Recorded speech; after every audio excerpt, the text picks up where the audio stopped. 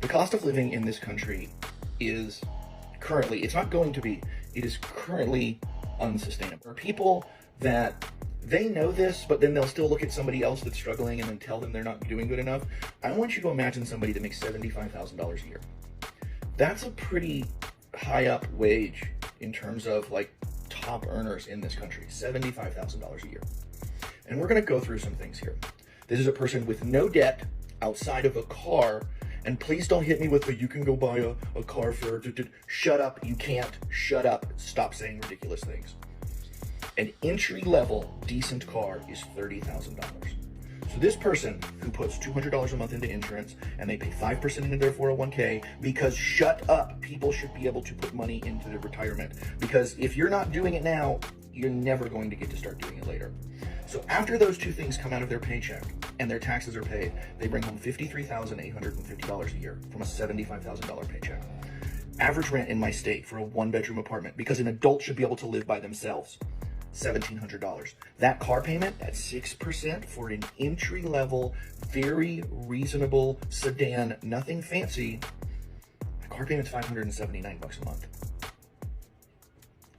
Car insurance, $240 or so a month for a lot of vehicles in this day and age. You're a young person, you've got a nice job, but the insurance companies still want to screw you over. Food. You only cook at home. You never, ever go out. You only cook at home and you only eat decent quality food, because a human being should be allowed to eat decent quality food. You pay $879 a month for that. You spend $250 a month in gas. You wear and tear on your car, $100 a month. $80 for your phone, $80 for your internet, $175 a month for your electricity, $70 for your water, $20 for your cash. You make 75 grand a year, and outside of a car payment, you have zero debt.